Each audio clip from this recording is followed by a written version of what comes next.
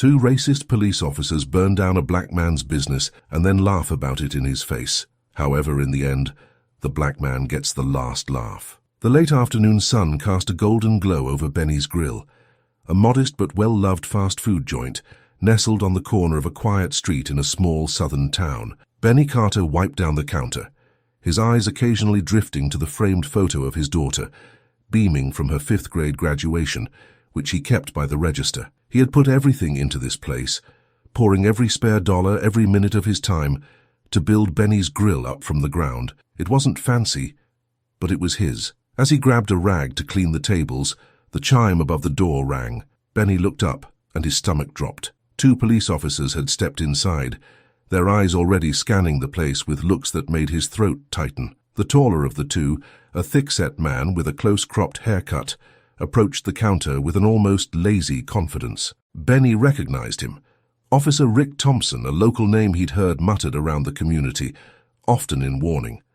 The other officer, a wiry man with a mustache, trailed a few steps behind, his eyes darting around as if they were already suspicious of what they might find. "Benny Carter?" Thompson asked, his voice as cold as the gray in his eyes. "That's me," Benny replied, his voice even, though he felt his hands tighten around the rag he was holding. He tried not to let his nerves show, but something about their expressions made his stomach churn. He'd been through this before, too many times, really. Thompson's lips curled into a smirk as he surveyed the place. "Got a tip about some suspicious activity going on here." He dragged out the words, his eyes flicking to Benny with a trace of amusement that did not belong. "Said you might have something illegal in the back. Thought we'd take a look around." Benny's heart skipped a beat. This was his place, his livelihood, and they were treating it like a crime scene. He glanced toward the back, where his kitchen sat clean and ready for the dinner crowd. There was nothing to hide, but the way they were looking at him, he knew it wouldn't matter if his kitchen sparkled. They had already decided what they'd find. "Look," Benny began, keeping his voice steady. "There's nothing back there but food and cooking supplies. You're welcome to look around if you think there's an issue, but there's nothing suspicious here." The second officer, Chad Anderson, chuckled under his breath, exchanging a glance with Thompson. "A little jumpy, aren't we?" he muttered, though loud enough for Benny to hear. It was meant to needle him, make him squirm, and Benny knew it. Benny's jaw clenched, but he forced himself to keep his voice calm. "Not jumpy. Just confused why you're here." "Uh-huh." Thompson's smirk widened, as if Benny's attempt at reason was somehow funny to him. "We'll be the judge of that. You just hang out here at the counter while we go check the back. Don't go wandering off." Benny watched, helpless and frustrated, as the 2 officers strode past him without another word, heading straight for the kitchen. He stood there for a moment, frozen with disbelief and an anger that was getting harder to ignore. He'd never felt comfortable around guys like Thompson and Anderson, officers who didn't seem to need a reason to think the worst of him. He'd grown up seeing men like them around town, always keeping an eye on people like him. The sound of metal clattering in the back snapped Benny out of his thoughts. He strained to hear more, trying to tell himself they were just moving things around, but the noise only grew louder, a series of loud thuds and clangs that sounded more like destruction than any search. The knot in his stomach tightened. The banging didn't stop. He could hear Thompson's voice, low and taunting, though he couldn't make out the words. Every instinct told him to stay put, to avoid making this worse, but as he heard more crashing and clattering, his patience finally snapped. They were tearing apart his kitchen, and he couldn't just stand by. Benny moved from behind the counter, his steps quick and determined. When he reached the kitchen door, he stopped, taking in the mess they were making. Thompson was pulling trays off the shelves, tossing them to the floor without a care. Anderson, who had been rifling through the supply cabinets, had tipped over a cart of ingredients as if it were nothing. "Hey!" Benny shouted, his voice bouncing off the tile walls. "What the hell are you doing?" Thompson turned slowly, a glint of amusement in his eyes as he took in Benny's expression. "Didn't we tell you to stay out front?" he said, his voice low and mocking. He crossed his arms, looking Benny up and down like he was nothing more than a nuisance. "Yeah, but I didn't say you could tear up my place." Benny's voice trembled with anger, his hands clenching as he took a step forward. But Anderson moved quickly, positioning himself between Benny and Thompson, his hand resting lightly on his holster. "We're just being thorough," Thompson replied coolly. "Gotta make sure nothing's hiding under all this clutter." He gestured to the mess they'd made with a smug grin that made Benny's skin crawl. Benny's pulse raced, the frustration building with every second he stood there. He forced himself to speak calmly, though it took everything he had. "You've seen there's nothing here. This is my business, my livelihood, and you're tearing it apart for no reason." Thompson raised an eyebrow, the mocking tone never leaving his voice. "Funny, you don't look so innocent. And people who don't cooperate usually have something to hide. Ain't that right, Anderson?" Anderson chuckled, a dry, humorless laugh. "Sure is. It's almost like he doesn't want us to find something," he added, looking Benny up and down with a contemptuous sneer. Benny gritted his teeth, the words sticking in his throat. He knew better than to argue, to give them any reason to push him further, but watching them destroy what he'd worked for with nothing but smugness in their expressions made it near impossible to hold his tongue. "Look," Benny said, managing to keep his voice even, "I don't want any trouble. Just get what you need and go, please." Thompson stepped closer, his voice dropping to a low murmur. "Maybe we're not done here yet. Maybe we need to be a little more thorough." With that, Thompson motioned for Anderson, who grabbed Benny by the arm and yanked him back, pushing him toward the counter with unnecessary force. Benny stumbled, catching himself just in time, anger flashing in his eyes as he looked at the officer. "You heard the man back out front," Anderson said, his tone hard, leaving no room for discussion. Benny's mind raced with everything he wanted to say, every protest he wanted to make. But he could feel the weight of their stares, the unspoken threat in their eyes, warning him to keep his place. Reluctantly, he let them shove him back toward the counter, where he stood in silence, fists clenched as the crashing and banging continued. The sounds from the kitchen seemed louder now, each crash and clatter twisting the frustration inside him. It wasn't just the mess they were making, it was the disregard, the way they acted as though they had the right to ruin his life's work without a second thought. Benny took a deep breath, willing himself to stay calm, but the frustration simmered just below the surface. Every second stretched out, every sound from the kitchen a fresh reminder of how powerless he felt. Benny stood by the counter, listening as each crash and clang echoed from the kitchen. Every sound seemed like a deliberate taunt, a way to remind him that they were in control. The knot in his stomach twisted tighter with every second, his mind racing with frustration, disbelief, and an anger he could barely contain. Finally, after what felt like hours, but was probably just a few minutes, he couldn't take it anymore. His business, his life's work was in that kitchen, and they were tearing it apart. He knew what they were trying to do, trying to break his spirit, make him feel like he had no control. But he couldn't just stand by and watch. He took a deep breath and walked toward the kitchen, his steps heavier with determination this time. When he pushed open the door, he froze, taking in the mess they had made. It was worse than he'd thought. Storage bins lay overturned. Food and ingredients spilled across the floor. Trays scattered like trash. His carefully organized supplies, the inventory he'd spent hours restocking just yesterday, were strewn across the counters, some of it smashed and wasted. Thompson glanced up from the fridge, where he'd been pulling out bins and tossing them aside without a care. He straightened up when he saw Benny, a smirk tugging at the corners of his mouth. "Didn't we tell you to stay up front?" Thompson's voice dripped with mockery, his tone making it clear he'd been expecting Benny to break. "I told you," Benny said, his voice shaking with barely controlled anger. "There's nothing here, just my restaurant, my kitchen, my property, and you're treating it like a dumpster. What gives you the right?" Thompson stepped forward, crossing his arms and looking down at Benny with a gaze that held not an ounce of respect. "Right? Oh, we've got all the right we need. We got a tip, didn't we, Anderson?" He tilted his head toward his partner. Anderson, who was rifling through a stack of receipts Benny had kept in a folder, chuckled without looking up. "Sure did. Must have been some real bad stuff for someone to call us out here." His voice was casual, as though tearing apart Benny's business was just another part of the day. Benny felt his hands ball into fists. He forced himself to unclench them, focusing on keeping his voice steady. "You're not finding anything because there's nothing to find. You're wrecking my place for nothing, and you know it. If you got a call, then it was a lie."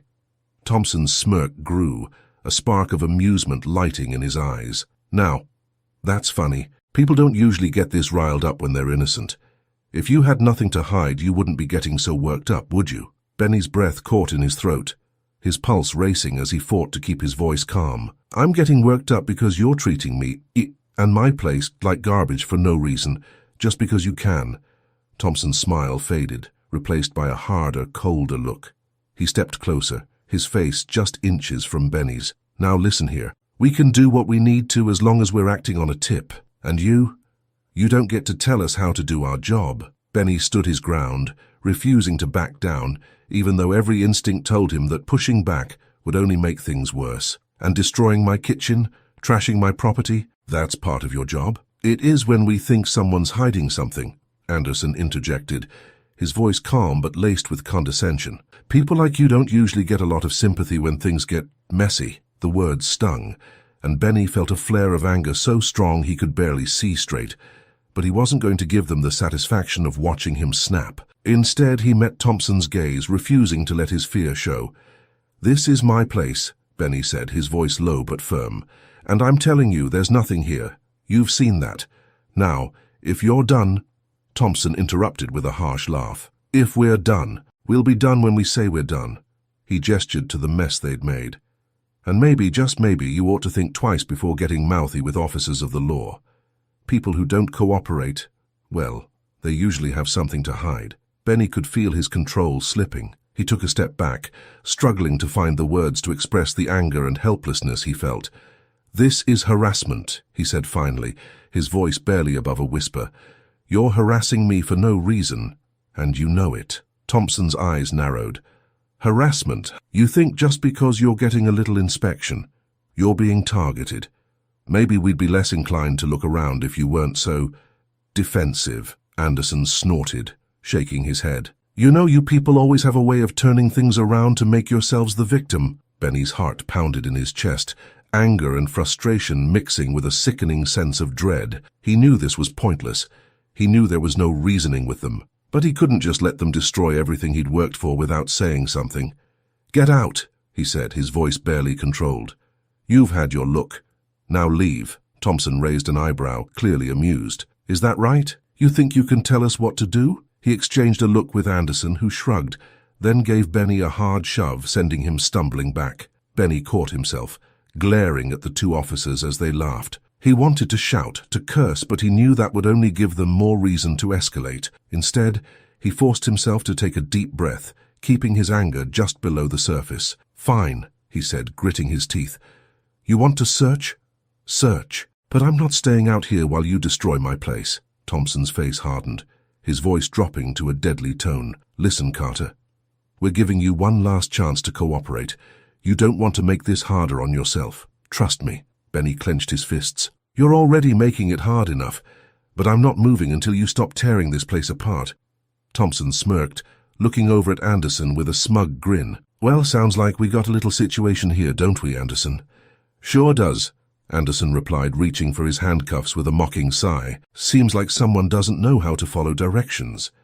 Before Benny could react, Anderson had grabbed his arm, twisting it behind his back and locking the cuffs around his wrists with a painful snap. Benny's anger flared, but he bit back any protests, knowing it would only give them more fuel. "Let's take this outside," Thompson said, gripping Benny's shoulder and steering him toward the front door. "You're going to cool off on the curb while we finish up here." As they dragged him out to the sidewalk, Benny's mind raced, anger and helplessness blending into a cold, simmering rage. He glanced back at his restaurant, his heart sinking as he took in the mess they'd left behind. He had no choice but to wait, standing handcuffed outside his own business as they continued their search inside, feeling the weight of each insult they'd thrown at him, the disrespect, and the mess they had made of his world. Benny stood outside, his hands cuffed behind his back, as he stared at the front of his restaurant, his stomach churning with anger and helplessness. The sun was beginning to dip lower, casting long shadows across the street. It was quiet out here. The town's evening bustle hadn't yet begun, but inside Benny's grill, the officers were continuing their so-called search as if they had all the time in the world. Officer Anderson leaned casually against the wall beside him, watching him with an expression that was somewhere between boredom and amusement. Every so often, Anderson would glance toward the kitchen door where Officer Thompson was still rummaging through Benny's supplies and chuckle softly under his breath. "You know," Anderson said, his voice low and taunting, "you'd think you'd have better things to do than get yourself in trouble like this." Benny gritted his teeth, refusing to take the bait. He kept his gaze fixed on the front of his restaurant, the place he'd built from nothing. Every fiber of his being wanted to lash out, to tell Anderson exactly what he thought of him and his partner. But he knew that would only make things worse. "Nothing to say," Anderson continued, crossing his arms as he leaned in close. "I thought you'd be a little more vocal, seeing as how you had so much to say back there." Benny clenched his fists behind his back, keeping his voice steady as he spoke. "I'm just waiting for you to finish tearing my place apart so I can get back to work." Anderson snorted, shaking his head. "Work? Is that what you call this place?"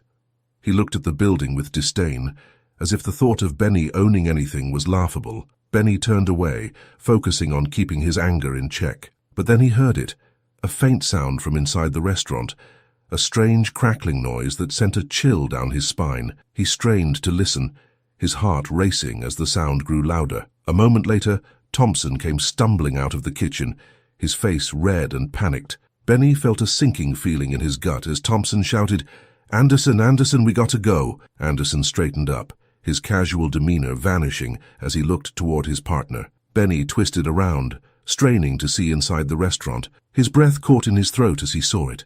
Thick, dark smoke was beginning to pour from the kitchen doorway, curling out into the dining area. What did you do?" Benny's voice was barely a whisper, his heart pounding as he watched the smoke spread. Thompson ignored him, grabbing Anderson by the arm and pulling him toward the street. "Forget it, we're out of here," he barked, casting a quick glance back at the restaurant before hurrying away. Benny's mind reeled, his thoughts racing in disbelief. His restaurant, his life's work, was on fire, and the two officers who had spent the past hour tearing it apart were running away without a second thought. The smell of burning plastic and wood filled the air, sharp and suffocating, and Benny felt a wave of desperation rise up inside him. He struggled against the cuffs, pulling at his wrists as he shouted after them, "Help me put it out, my place is burning!" But neither Thompson nor Anderson looked back.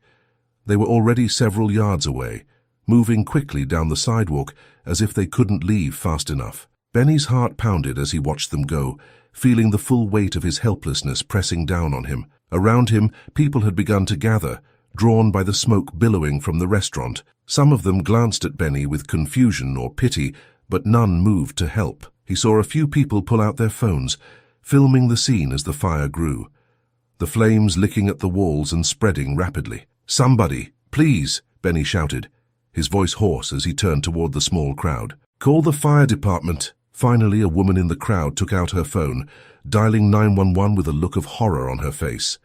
Benny watched as she spoke to the operator, relief and dread washing over him in equal measure. The fire department was on its way, but he knew it would be too late to save his restaurant. As he stood there, helplessly watching his life go up in flames, he noticed Thompson and Anderson in the distance, standing near their squad car. They were talking quietly, their faces turned away from the fire, but Benny could see them laughing. They glanced back toward him briefly, smirking as if they were sharing some private joke. Benny felt his blood boil, his rage bubbling over as he realized they didn't care. They hadn't even tried to put out the flames. They were laughing, treating his loss as nothing more than an inconvenience or a source of entertainment. He wanted to shout, to scream, to make them understand the damage they'd caused, but the words stuck in his throat. Moments later, the sound of sirens filled the air, and fire trucks pulled up to the scene. Firefighters rushed to contain the blaze, their hoses spraying arcs of water over the burning building, but Benny knew it was too late. The flames had already spread too far, consuming everything inside. A firefighter approached him, his expression sympathetic as he took in the scene. "Sir, are you the owner?" Benny nodded, his voice barely audible. "Yep, I'm the owner, or I was." The firefighter looked back at the building, shaking his head. "I'm sorry. We'll do our best, but it doesn't look good." Benny swallowed hard, forcing himself to hold back the tears that threatened to spill over. He felt numb, hollowed out, as he watched the firefighters work to put out the flames. The place he had built with his own hands, the business he had poured his heart and soul into, was gone, reduced to ashes in a matter of minutes. As he stood there, he overheard a voice nearby. It was Thompson, speaking in a low tone to Anderson. "Guess that search got a little heated," he said with a smirk, chuckling as if he'd made some kind of joke. Anderson laughed, his voice equally cold. "Accidents happen," he replied, glancing back at the smoking remains of Benny's grill. "Shame, though. I'm sure the insurance'll cover it, if he's lucky. The words sliced through Benny, filling him with a rage so intense he could barely think. He took a step toward them, his fists clenched, and his breath coming in short, furious bursts. "You did this," he said, his voice low but laced with fury. "You burned down my place and you're standing there laughing about it." Thompson shrugged, a faint smirk playing on his lips. "Watch yourself, Carter. Making accusations like that could get you in even more trouble." Benny took another step forward, his whole body trembling with anger. "You ruined my life. You destroyed my business and now you're just going to walk away?" Anderson scoffed, shaking his head. "Looks like we've got ourselves a hothead, huh, Rick?" Before Benny could respond, one of the firefighters stepped between them, his expression stern. "Sir," he said to Benny, his voice calm but firm, "I'm going to need you to step back. Let us handle this." Benny clenched his jaw, his fists still shaking, but he knew there was nothing he could do. He couldn't force them to admit what they'd done, couldn't make them pay for the loss they'd caused, not yet anyway. The firefighter gently steered him away, and Benny took one last lingering look at his restaurant, the place he'd built with his own hands, now reduced to a smoldering ruin. He didn't know what he was going to do, but one thing was certain. He wasn't going to let them get away with this. Benny stood in the smoky haze, watching the firefighters fight the flames that were now, thankfully, dying down. His restaurant, though, was nearly gone. Only charred walls and smoldering rubble remained. He tried to breathe steadily, to ignore the thick, acrid smell of burning plastic and grease that filled the air. Around him, people from the town had gathered, whispering among themselves, their eyes flicking between him, the officers, and the smoking remains of Benny's grill. He caught sight of Officer Thompson and Officer Anderson, standing off to the side, still smirking, their casual demeanor a sickening contrast to the devastation around them. Benny felt a surge of anger so intense it almost frightened him. A deep, consuming rage that made his whole body tense. Unable to hold back any longer, he strode toward them, his hands still cuffed but his voice filled with fury. "You two," he said, his voice low and trembling. "You're responsible for this. You tore up my place and left it to burn, and now you're just standing there laughing about it." Thompson turned to him, feigning surprise as he raised an eyebrow. "Is that right? You think you can go around accusing officers of the law just because things didn't go your way?" His smirk was as sharp as a knife, each word cutting deeper into Benny's rage. "You ruined everything," Benny spat, his voice rising despite himself. "This was my livelihood, my business, my family's future, and you just destroyed it like it was nothing." Anderson chuckled, folding his arms.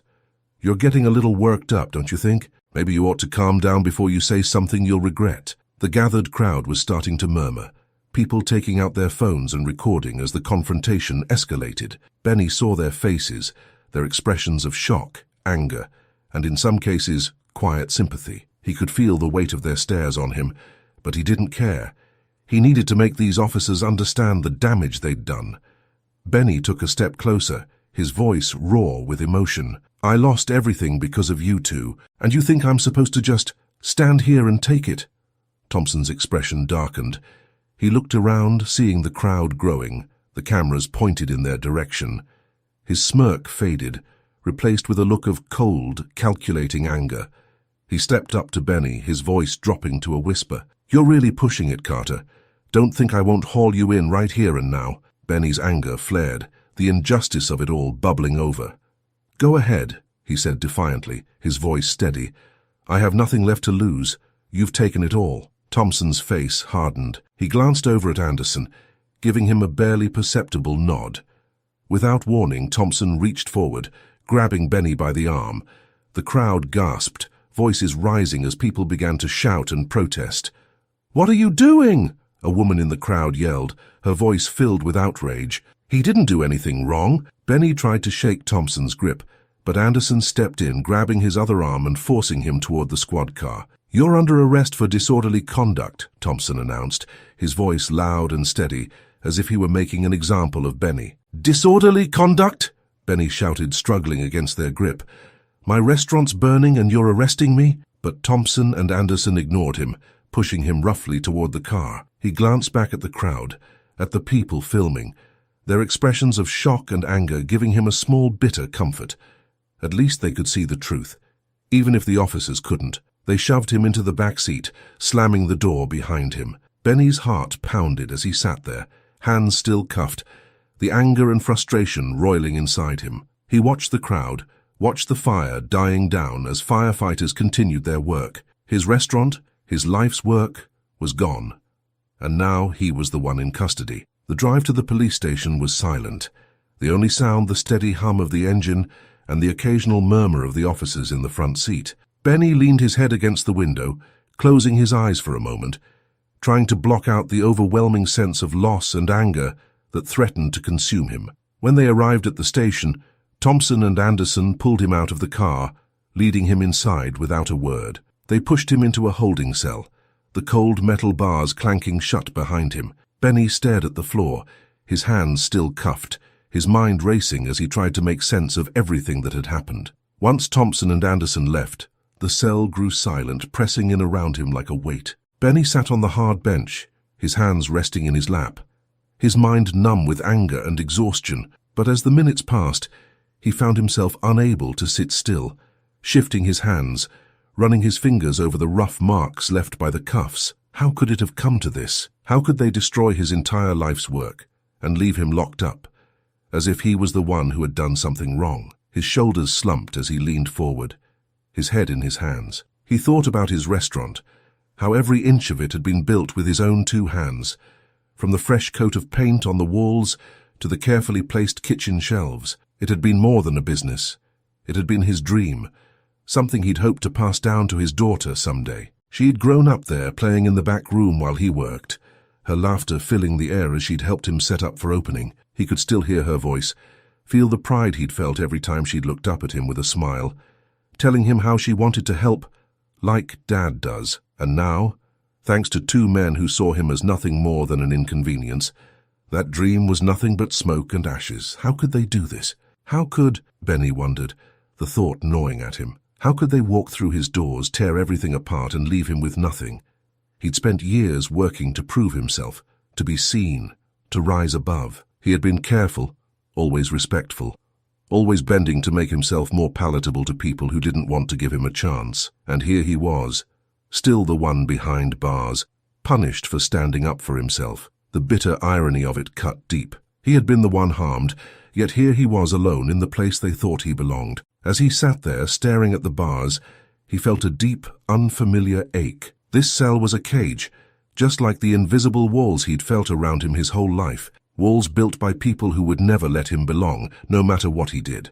But the ache was tempered by something else, a fierce determination, a quiet but unbreakable resolve. They had taken his business, his pride, and they thought they'd silenced him. But they'd misjudged him. They couldn't take his fight. They couldn't take his right to stand up and demand justice. Finally, after what felt like hours, footsteps echoed down the corridor. Benny looked up, his heart pounding as he saw a familiar figure approach his cell. Jamie Hughes, his lawyer, stood before him, her expression calm, but her eyes fierce. "Benny," she said, her voice steady but filled with urgency. "Are you all right?" Benny shook his head, his voice hoarse as he spoke. "They destroyed my restaurant, Jamie. They tore it apart and then they just let it burn." Jamie's eyes hardened, her jaw tightening as she took in his words. "I know. I heard what happened. We're going to fight this, Benny. They can't get away with what they did." Benny looked at her, his expression bleak. "How, Jamie? How are we going to fight them? They're the police and I've got nothing left." Jamie placed a reassuring hand on his shoulder, her gaze unwavering. "We'll get you out of here first and then we'll go after them. I've already filed the paperwork for your release. We're not going to let them bury this, Benny. We'll go to the media, file a lawsuit, get the whole town behind us. They'll have to answer for what they did." Benny nodded slowly, feeling a flicker of determination amid the anger and despair. He knew Jamie was right. He couldn't let them get away with this. They'd taken his restaurant, his livelihood, but he still had his voice, his fight. As Jamie left to finalize his release, Benny sat in the cell, his mind racing with thoughts of what lay ahead. The anger he felt was no longer a wild, consuming rage. It was sharper now, focused, a weapon he would use to make sure Thompson and Anderson couldn't do this to anyone else. A few hours later, the cell door finally opened, and Jamie returned with the paperwork. Benny stood, his legs stiff from hours on the hard bench, but his resolve stronger than ever. "Let's go," Jamie said, her voice steady. "You're free to go for now, Benny. And tomorrow we start fighting back." Benny took a deep breath, nodding as he followed her out of the station. The weight of everything that had happened still hung heavy on him, but he knew one thing for sure. He wasn't going to let them win. This wasn't over, not by a long shot. The morning sunlight filtered through the blinds in Jamie Hughes' office, casting soft, broken stripes of light across the papers spread out on her desk. Benny sat across from her, his posture tense, and his eyes still dark with the shadows of everything he'd endured. The night before had been a blur, with Jamie's firm assurance that they would take this fight public and pursue justice. But now, in the clear light of day, he could feel the weight of the coming battle settling in. Jamie glanced at him, her expression calm but focused. "First things first, Benny. I want to go over every detail with you. I need to know exactly what happened, from the moment they walked in until the moment they arrested you." She pushed a legal pad and pen toward him, inviting him to write down anything he might not say out loud. Benny nodded, swallowing back the anger that threatened to bubble up as he recalled each excruciating moment. "They came in claiming they had a tip about something illegal in my restaurant," he began, his voice steady but laced with bitterness. "I thought it was just a routine check, so I let them in, but they went straight to the kitchen, started tearing things apart, throwing things around, like they didn't care about anything but making a mess." Jamie scribbled notes, nodding as he spoke. "And when you tried to confront them?" Benny took a deep breath, steadying himself. "They told me to stay at the front, said they'd handle it, but I could hear them wrecking things, so I went back there, and they acted like it was all some kind of joke. Officer Thompson even said something about making sure I wasn't hiding anything. I told them to leave if they weren't finding anything. That's when they got aggressive." Jamie's pen moved quickly across the paper, her jaw clenched. "And the fire?" Benny's voice dropped to a whisper. "I don't know how it started, Jamie. I just know that the next thing I saw was smoke pouring out of my kitchen, and they were walking away, laughing. They let it burn, and they arrested me for disorderly conduct when I called them out." Jamie closed her notebook, looking at him with a determined glint in her eye. "Benny, we have enough here for a strong case. We can pursue multiple avenues. Damages for the loss of your business, punitive damages for the harassment, and criminal charges for the fire if we can prove they were negligent, or worse, deliberate. I've already spoken with a few witnesses who were at the scene and are willing to testify. Some even caught footage on their phones." The mention of witnesses sent a wave of relief through Benny. "So people saw. They actually saw what happened." Jamie nodded, her expression fierce. "Yes, and I'm going to make sure their voices are heard. We'll take this to court, but I want to do more. This isn't just about you, Benny. It's about making sure that officers like Thompson and Anderson are held accountable, that they can't just abuse their power without consequence." Benny felt a swell of gratitude toward Jamie, though he knew this road wouldn't be easy. He leaned back, his gaze drifting to the window, where he could see the people of the town going about their day unaware of the storm brewing beneath the surface. He wondered if they would support him, or if they would see this as yet another attempt to undermine their police force, another excuse to ignore the real issues. Jamie interrupted his thoughts, her tone gentler now. "Benny, I need you to be prepared. This won't be simple. We'll face resistance, from the department, from people in the community who might not believe you, or who want to sweep this under the rug. But if we're going to do this, we do it the right way, and I'll be with you every step of the way." Benny nodded slowly. "I understand, Jamie. I'm ready. I'm not letting them walk away from this." She gave him a reassuring smile, pushing a file toward him. "Good. Now, let's start by reviewing what we've got. I want to go public with this, get the media involved. The more eyes on this case, the harder it will be for them to twist the story. People need to know the truth." Benny looked down at the file, the pages filled with his statements, photos of the restaurant's charred remains, and the testimonies from witnesses who'd been there. Each piece felt like a piece of armor, something he could use to shield himself against the storm he knew was coming. Just as Jamie began making calls to the media, the phone on her desk buzzed with a news alert. She glanced at her screen, her expression hardening. "Well, it looks like the officers are already trying to get ahead of this," she said, turning her screen toward Benny. There on a local news site was a headline that made Benny's blood run cold. "Officers deny accusations in alleged restaurant incident, We were just doing our job. Below the headline was a video of Thompson and Anderson standing together in uniform, their expressions somber and composed. Jamie pressed play, and Benny watched as Thompson began to speak, his voice firm and resolute. These rumors are completely false. We were acting on a credible tip, following standard procedure to ensure the safety of the community. It's unfortunate that the community has chosen to interpret our actions this way, but we did nothing wrong. We certainly didn't start any fire. That's an outrageous claim. Anderson nodded solemnly beside him, adding, "We're professionals. Our duty is to protect and serve, and that's exactly what we were doing that day. We only wish everyone would see that and not try to twist the truth." Benny's hands tightened into fists as he watched, his pulse pounding in his ears. "They're lying," he said, his voice thick with anger. "They're standing there smiling and lying to everyone like it's nothing. Credible tip. That was just an excuse to trash my place." Jamie's expression was grim. "This is exactly what we expected. They're trying to paint themselves as innocent, responsible officers who are just doing their jobs. They know it's their word against yours, and they're betting on people trusting them because of those uniforms." Benny let out a shaky breath, feeling a renewed wave of rage. "They don't care at all, do they? They think they're going to get away with this like it's just another day on the job. And they're smiling through it, making it look like I'm the one in the wrong." Jamie placed a steadying hand on his shoulder. "I know, Benny. I know how frustrating it is. But remember, we have evidence. We have witnesses who saw what happened and they're willing to testify. This interview only makes it clearer that they're trying to cover up what they did." Benny looked away from the screen, his jaw clenched, his heart heavy with the injustice of it all. "They're going to make me out to be the bad guy, aren't they? They're going to twist this so everyone thinks I'm just some angry guy looking for trouble." Jamie's eyes softened. "Maybe some people will think that, but we're not going to let their lies be the only story people hear. We'll make sure the truth is out there, Benny. This interview may enrage you, but in the end it's only going to strengthen our case. People will see through them." She reached for her phone again. "I'm calling a reporter I know at the local paper, someone who isn't afraid to cover controversial stories. We'll set up an interview, get your side of the story out there. We need people to understand what happened, to see the faces behind this injustice." Benny felt his chest tighten. The thought of putting himself out there, exposing this raw wound to the world, was daunting.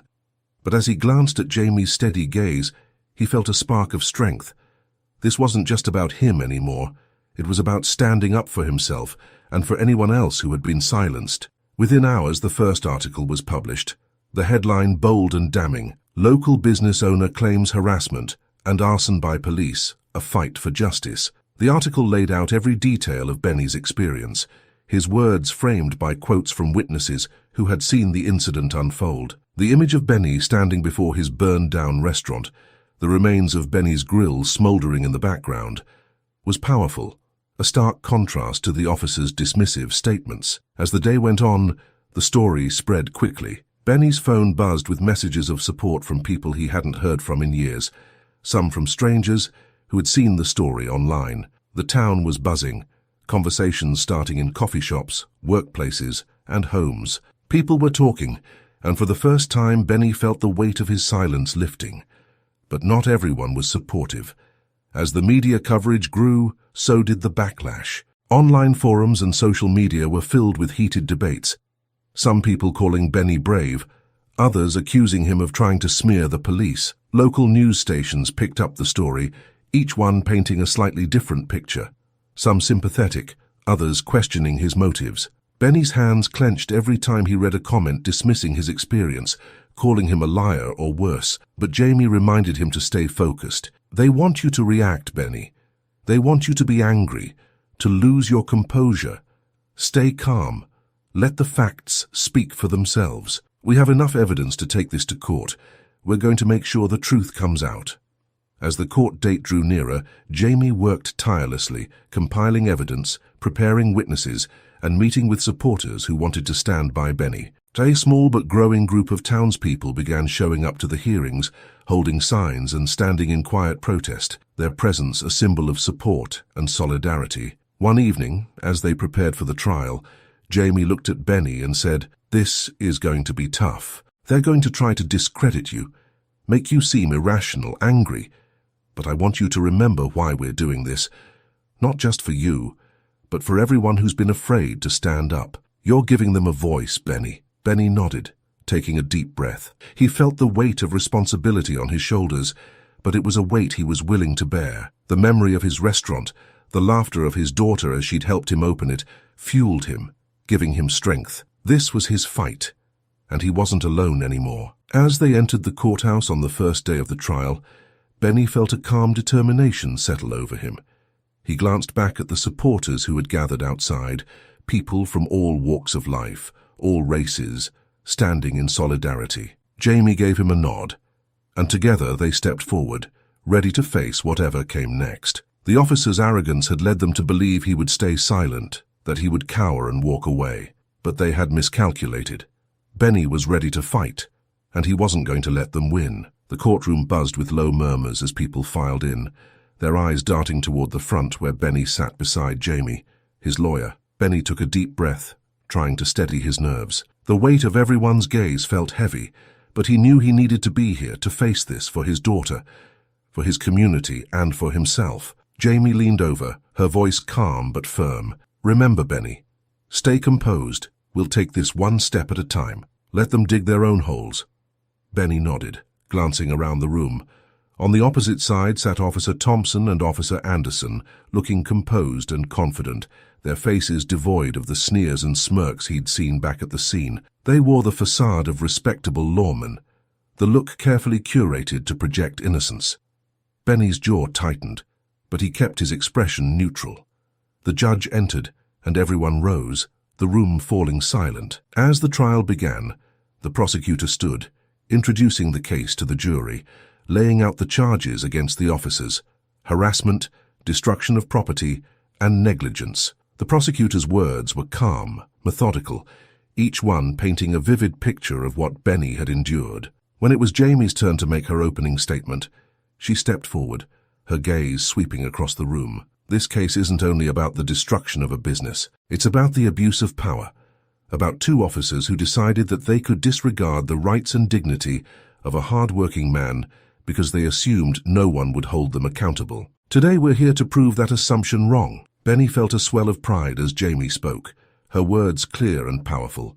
She looked back at him briefly, a nod of encouragement, before returning to her seat. The trial moved into the first round of testimonies. The prosecutor called Benny as the first witness. Benny took the stand, his hands gripping the edges tightly as he faced the judge, jury, and finally, Thompson and Anderson. He steadied himself, drawing strength from Jamie's presence and the knowledge that he was here to tell his truth. The prosecutor started with straightforward questions. Mr. Carter, can you tell us what happened on the day of the incident? Benny recounted the events calmly, each word carrying the weight of his experience. He described how the officers had barged into his restaurant under the guise of a tip, how they had trashed his kitchen, and, ultimately, how he had watched his business go up in flames while they laughed and walked away. He kept his tone steady, his voice unwavering, though he could feel the old anger simmering beneath the surface. And when you confronted them, what was their response? The prosecutor asked, leaning forward slightly. They told me to stay out of the way, Benny replied, his voice tight. They didn't want me there, didn't want me to see what they were doing. And when I finally went to check, they were tearing apart my kitchen, and then later, they just left. The fire started right after that. The jury listened intently, their eyes moving between Benny and the officers. Benny couldn't tell if they believed him yet, but he could see that they were at least paying attention, their expressions solemn as he continued his testimony. The prosecutor then moved on to the recorded footage taken by the bystanders. Jamie had warned Benny that the footage wasn't perfect, that it only captured parts of what had happened, but he felt a surge of hope as the prosecutor brought up the screen, preparing to play the clips. The video showed a shaky but clear image of Benny's restaurant, flames beginning to consume the building, while Officer Thompson and Officer Anderson stood to the side, laughing and smirking. Their expressions were unmistakable, even through the grainy footage, and the sound of their voices mocking Benny cut through the quiet of the courtroom. A collective gasp rippled through the courtroom as the video ended. Benny glanced at the jury, seeing a few members shifting uncomfortably, their expressions tightening. Thompson and Anderson's faces remained stoic, but Benny could see a flicker of worry in Thompson's eyes. When the prosecutor finished, it was the defense's turn. Thompson's lawyer rose, his expression cool and composed as he approached Benny. "Mr. Carter," the lawyer began, his tone dripping with a subtle condescension. "Isn't it true that you were hostile to Officers Thompson and Anderson from the moment they entered your establishment?" Benny held his ground. "No, I wasn't hostile. I was confused and, yes, I was upset when they started destroying my kitchen. But I never threatened them, never tried to stop them until it was clear they weren't there to do any real investigating." The lawyer nodded, pretending to consider Benny's words. "So you're saying they had no right to investigate after receiving a credible tip?" "I'm saying they didn't need to destroy my restaurant to investigate a tip," Benny replied, a note of frustration seeping into his voice. "They didn't find anything because there was nothing illegal. They had no reason to tear apart my business." The lawyer smirked, turning to the jury. "Isn't it possible that the fire was an unfortunate accident, something that happened after the officers left and had nothing to do with them?" Benny's jaw clenched. "Possible? Maybe, but they were the only ones who were in the kitchen.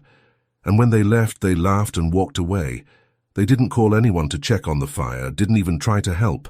The defense lawyer's smirk faded slightly, but he maintained his cool demeanor. He paced a few steps, glancing at the jury before looking back at Benny. "Mr. Carter, isn't it also true that you were frustrated, possibly even angry with the officers for interrupting your business? That you might have, in the heat of the moment, interpreted their actions unfairly?" Benny looked the lawyer directly in the eye, his voice steady.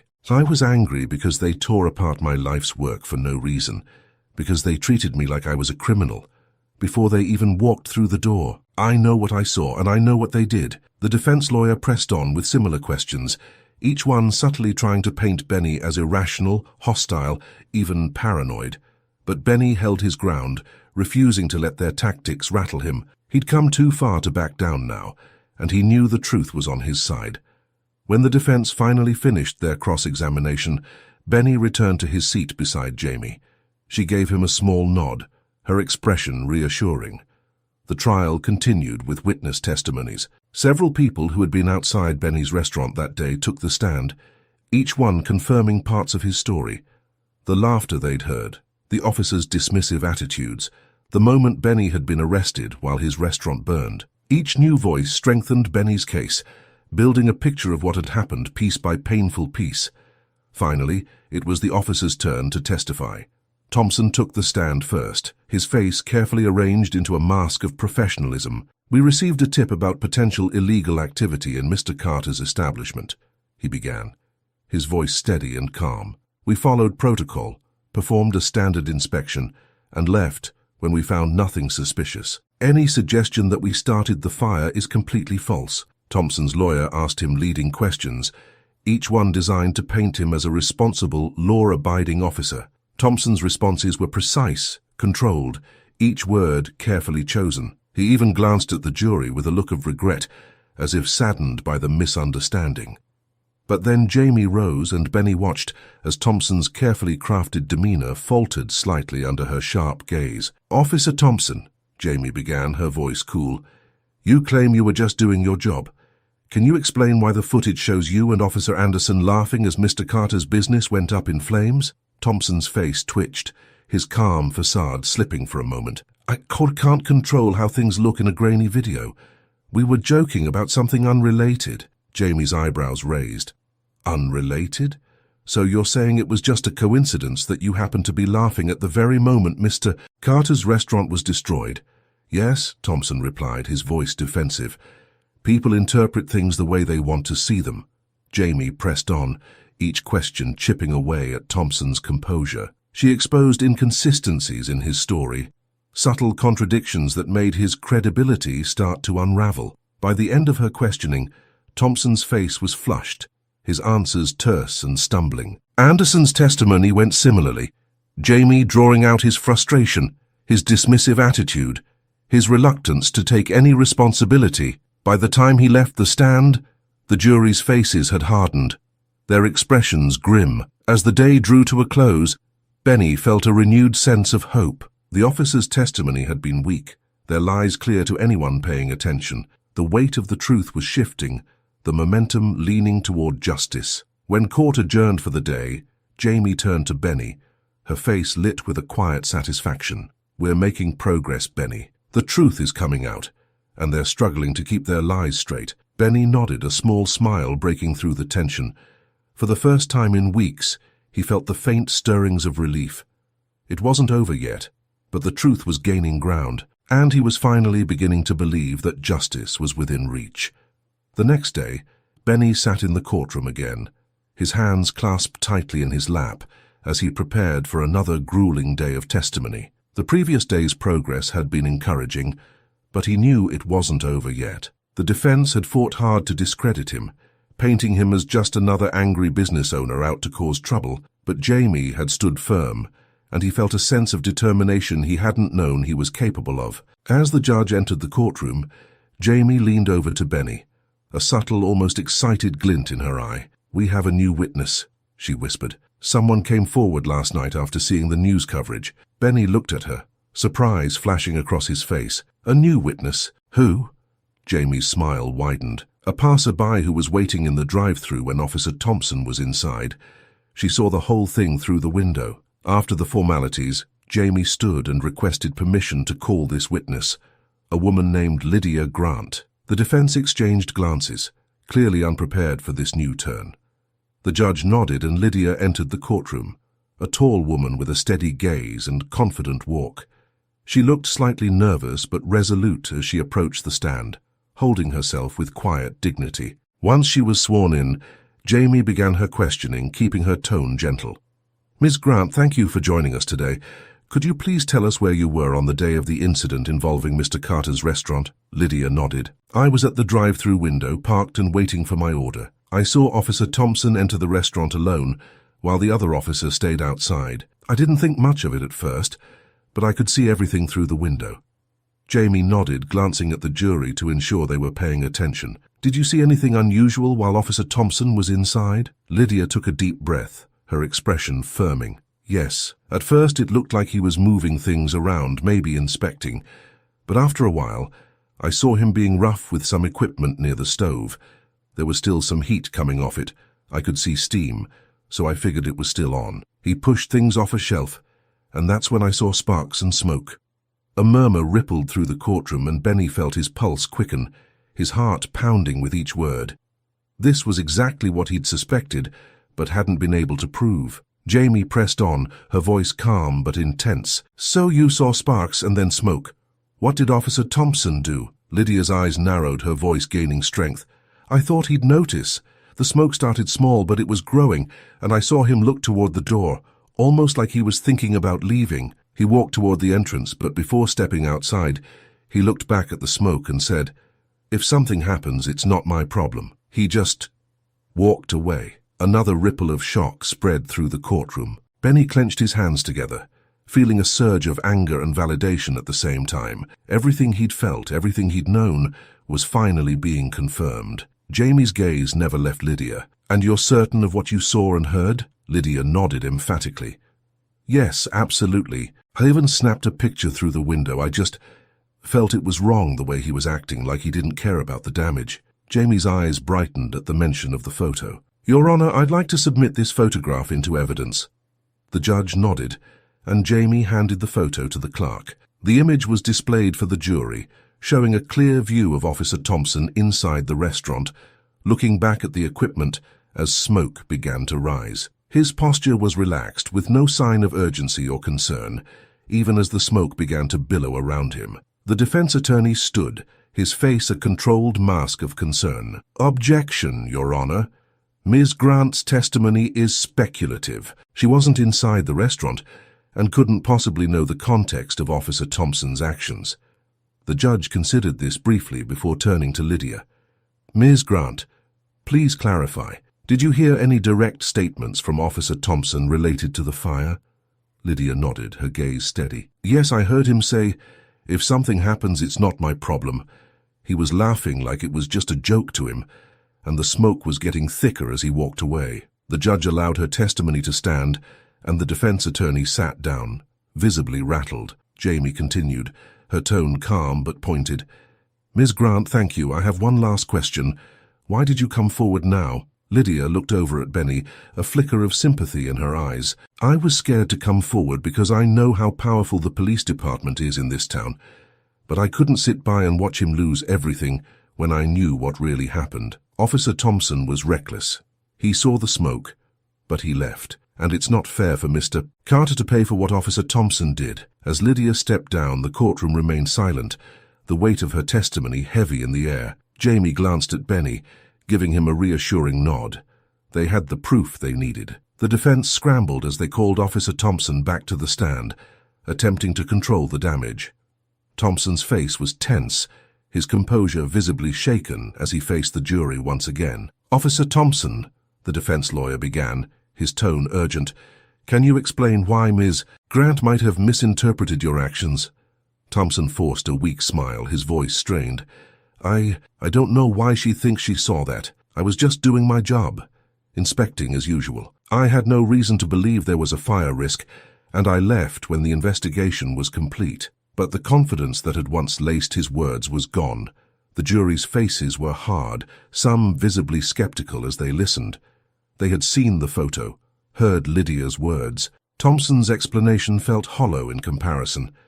When the judge called for a recess, Benny felt a surge of hope he hadn't felt in weeks. Lydia's testimony had shifted the scales, revealing Thompson's negligence in a way no one could ignore. As he and Jamie stepped outside the courtroom for a brief break, Benny turned to her, a faint smile breaking through the tension. Do you think it's enough?" he asked, his voice filled with cautious optimism. Jamie gave him a firm nod. "It's more than enough. They can try to twist the story, but the truth is out there now, and it's only going to get harder for them to cover it up." For the first time, Benny allowed himself to believe that justice was within reach. And as they prepared to return to the courtroom, he felt a renewed strength, knowing that this fight wasn't just his anymore. It was a fight for every person who had been wronged and deserved to see the truth brought to light. The courtroom was silent as the final arguments wrapped up. Jamie's closing statement had been powerful, painting a vivid picture of Officer Thompson's reckless actions and Officer Anderson's willful complicity in allowing the tragedy to unfold. These officers, sworn to protect and serve, disregarded their duty, showed reckless indifference and left a man's livelihood to burn, Jamie said, her voice resolute as she addressed the jury. They didn't just fail Benny Carter, they actively harmed him, laughing as they left his dream in flames. Today you have the opportunity to hold them accountable. The defense attempted to downplay their actions, insisting the fire had been a tragic accident, but the weight of the evidence against Thompson and Anderson was overwhelming. After closing statements, the jury filed out to deliberate. Benny sat quietly beside Jamie, his heart racing. The minutes ticked by slowly, each one stretching like an eternity as he anxiously waited. This trial had become more than just a fight for his restaurant. It was a fight for justice, for his dignity, and for everyone who had been wronged by those in power. Finally, the jury returned, their faces somber but determined. Benny held his breath, his heart pounding as the foreperson stood to deliver the verdict. In the case of Officer Richard Thompson, we find the defendant guilty of gross negligence, misconduct, and reckless endangerment. Benny exhaled, feeling a wave of relief wash over him. But there was more. In the case of Officer Chad Anderson, we find the defendant guilty of complicity in misconduct and reckless disregard for duty. Benny felt the weight lifting further, his mind finally absorbing what he'd longed to hear. Both officers were guilty. He looked over at Jamie, who gave him a reassuring nod. The judge cleared his throat, addressing Thompson and Anderson sternly. Your actions demonstrated a clear abuse of power, gross misconduct, and a reckless disregard for human life and livelihood. As officers of the law, you held a responsibility not only to enforce the law, but to do so with integrity and care. You have failed this standard, and the consequences are clear. Turning to Thompson, the judge continued, Officer Thompson, you are sentenced to 3 years in prison for gross negligence and reckless endangerment, with eligibility for parole after 2 years. Thompson's face fell, his previously smug demeanor replaced by a look of shock and anger. The judge then turned to Anderson. Officer Anderson, while you were not directly responsible for starting the fire, you stood by and enabled a colleague's reckless actions. For your role, you are sentenced to 18 months in prison for complicity and reckless disregard for duty, with eligibility for parole after 12 months. Anderson looked down, his face pale, his earlier confidence shattered. Benny sat in stunned silence, the weight of the moment settling over him.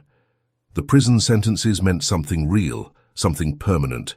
They were a validation of his fight, a confirmation that justice was at last being served. As the officers were led from the courtroom, the crowd outside erupted with a mix of applause and murmurs of approval. Reporters pushed forward, eager to capture the moment. Benny looked over the gathering of supporters, neighbors, and community members who had stood by him, each face a reminder of how important this battle had been. Jamie led him to the podium outside, where reporters were already waiting. Benny took a steadying breath before he spoke, choosing his words carefully.